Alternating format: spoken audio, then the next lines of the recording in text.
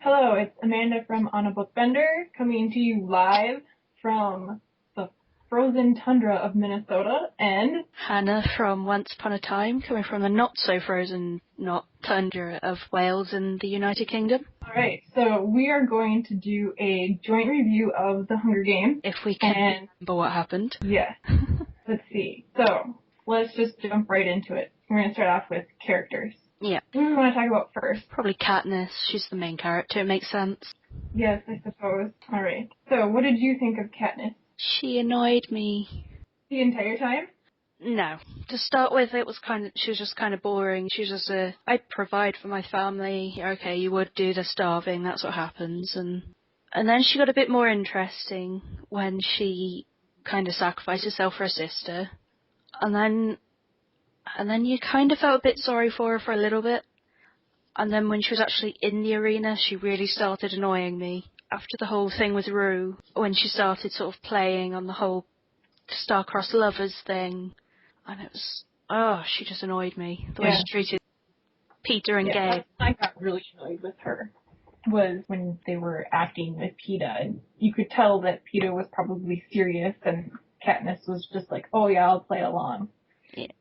I think I actually shouted at my book at one point, for God's sake, he bloody loves you, and you're, blind bloody Did you throw woman. the book across the room? No, because I like my books too much, but I would have. I just shouted at it, because that makes all the difference. Yes, it does. As long as it knows who's boss. Yes. Anything else about Katniss? I liked her grit. I mean, she was very strong. She was. She wasn't flat, which is a good thing. Yeah. This is nothing worse than a flat female protagonist that does my head in when they're, oh, I love this guy because he's there. And she doesn't really know her feelings. She's quite a maternal character, almost. Yeah, and I know that there was one point in time where she basically said that she never really had time to consider romance. It was always providing for her family.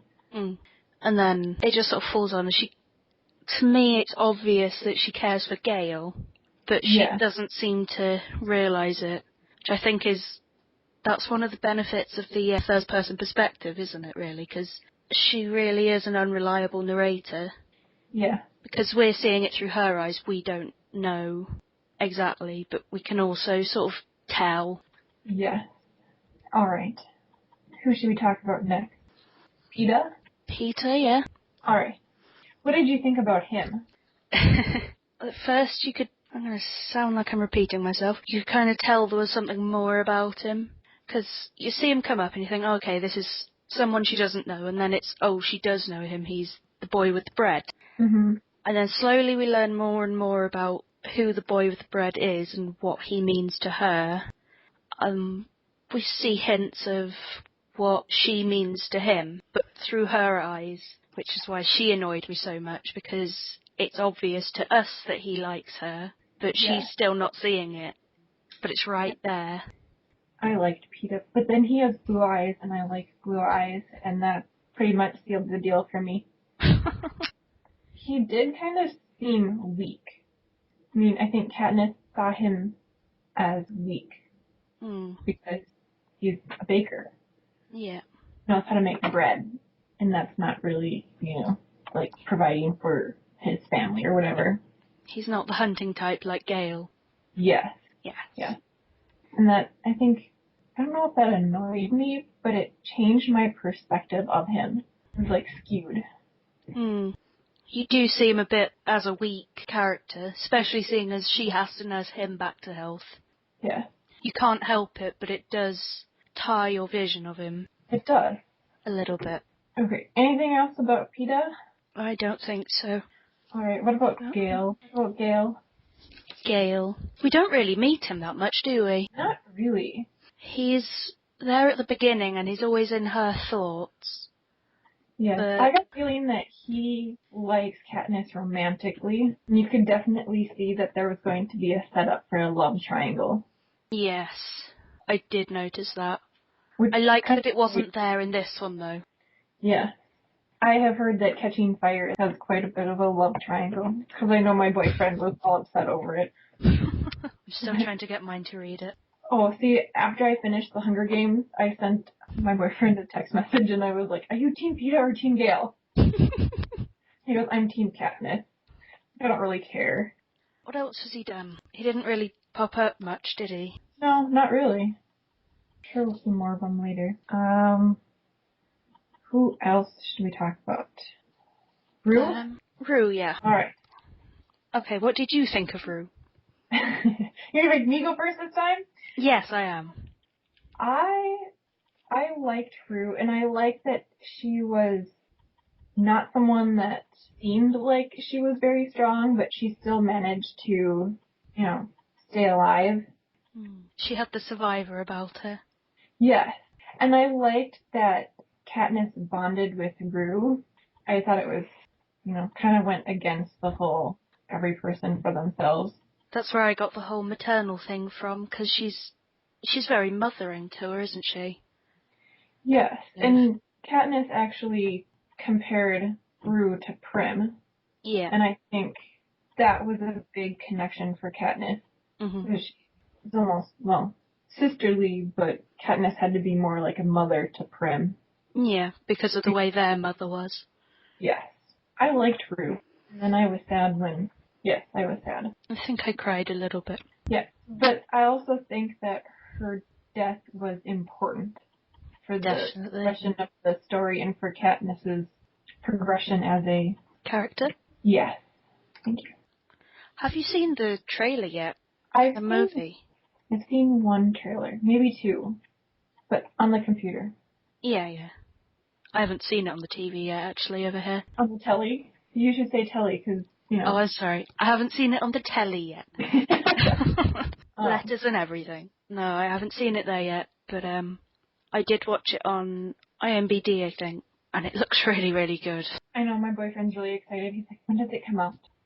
March. And I'm like, yeah, whatever. It'll come out eventually. And then you read it and you're like, okay, when does it come out? Yeah.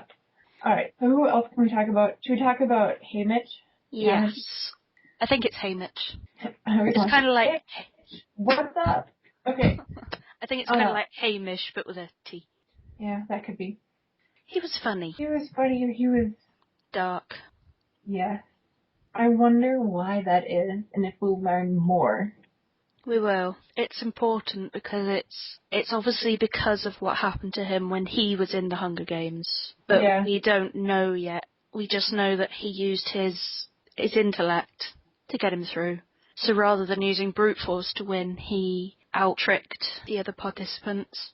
He outwitted them. So we know he must have quite a dark side. But we don't know what that is yet. And it's kind of interesting that he was such a big drinker. And how they had to get him to sober up and how different he was. Yeah. It's obviously just his way of coping with it, but then... drowning his sorrows in alcohol. Yeah. That's really all I have to say about him. I liked him, though. I thought it was interesting, though, because at the very beginning, at the Hunger Games, they had both Peeta and Katniss present a united front. And then, almost right before they went in, they started separating the two. And I mean, there are obvious reasons for it, but I wonder whose idea that actually was. But I don't think it was ever... Well, I think they said Peeta requested it, but I don't know. I feel like there's more to Haymitch than you've actually read. Yeah, there's more beneath the surface. Yeah. I don't know that Effie is all that important. No, I liked her though. Yeah. She put the district down, but I think she was good at heart. She meant well. She just, because of the way she'd been raised, she didn't know exactly how to treat them. Yeah. She thought they were just, players. And she didn't really see them as anything else. So I kind of liked her, but I can't wait to see where Cinna's going. Yeah. There's something behind his character. Yes, clearly. Do we want to talk about Prim? She has a goat. She has a goat. And she was sick. I don't really learn much about Prim. No. How important she is to Katniss. Okay. Should we start moving on to the Hunger Games themselves? Yes. Okay. Okay. Let's see. What did I call them? It was brutal and fascinating all at the same time. Mhm. It was fascinating because it was brutal. Yes. I don't know, just trying to imagine what it would be like. It almost was like it was war. Mhm. Well, it reminded me quite a bit of Lord of the Flies. I was reading it and I was just thinking, this has something of Lord of the Flies about it, doesn't it? I wouldn't know. It's just, in Lord of the Flies, the kids basically, they get abandoned on the island and they have to survive, but they become like quite tribal and they have the leaders and then the lesser kids that have to hide away and they all start killing each other and it's very brutal and it reminded me a bit of that while I was reading, how everything played out. Yeah, and I think what I found was interesting was that really there can only be one winner, and so the entire preparation to the game is all about what you can do. And then when the games actually started, you realize that people started like forming groups. Mm. Which never really expected. Right. And it was, what were they called? The ones from the richer districts. I can't remember. But the ones that were basically raised to be. Yeah. Did you find it? Nope. I seem to have a lot of notes. I don't really have any notes. No, but I've got the book. My copy's a lot smaller than yours. Is it? Hmm. Let's see. Do we want to talk about the costumes at all? They were interesting. Yes. I actually wanted to know more about the sponsors and how that all worked. Yeah. It didn't seem like there was a lot of information about that. And I feel like if I had known more about how sponsors worked, that the costumes and the whole process may have made a little bit more sense for the choices that were made. I'm not sure if that's supposed to make sense or such, because we're supposed to be looking at it like this is really wrong. Right. Because obviously they come from a life where they don't have much, and then they go here and they're having all these flashy, expensive costumes flung on them, and they're being waxed and trimmed and bronzed, and all these things that they don't have time or money for in their everyday lives usually. So it's kind of like such a contrast, and then you go into it and it's like that's just wrong. It's like Yeah. they're rubbing it in their faces. Anything else about the Hunger Games themselves? I don't know. I remembered the cornucopia. Yeah. That stands out in my mind. I just remember once it got where they were actually in the game, it was really intense and it was hard to stop reading. It was. Because other than the first 10 pages, I read everything else in one day. I could put the book down. I'm still in my reading slump after reading that. I really should just read Catching Fire, but I read that, and then afterwards I looked at the book I was reading, because I'd started reading one, and then I read that, and then I went back to the other book, and I was like, I don't want to read this anymore. Yeah, you can just Catching Fire and get it over with. Yeah, it was good. Alright, talk about writing style. Yeah. We already kind of did about the first person. Yeah, but I quite liked it, the way it's very easy to just sort of get lost in the story, the way it's written. Yeah. There were a few moments where I struggled with the present tense, but that could just be me. Oh, I can be picky like that. I don't know. My brain wanted it to be in past tense, and so sometimes I had to fight it. I had to repeat it. I've read a fair few present tense books recently, so I'm getting used to it now. Yeah, sometimes it takes a bit of getting used to, I think, because most books aren't written in present tense. It's becoming a bigger thing in literature these days, though. Yeah. Anything else about the writing styles? No, I liked it. The thing is, when you know you've got a good writing style, you don't really pay that much attention to the writing style. That's true. You're focusing so much on the story at that point, and I that think you're not really looking at it. The one advantage to present tense is that it really puts you in the moment, obviously. It does. So with something like this, where you have the games, that is incredibly important to be in it, to be as connected to what's happening as you possibly can. Mm-hmm. And present tense does that. Or 'Cause- past tense distances you somewhat. Yeah. 'Cause this is like you are there rather than you're reading a story. Yeah. Final reaction? Your final verdict is what I would Well, obviously I want to go read the next one. say. But I have a big old pile of review books that says no. I don't know, I just have this thing for dystopian fiction. Because I read 1984 when I was 17, 16, something like that. And then I read The Handmaid's Tale a couple of years ago.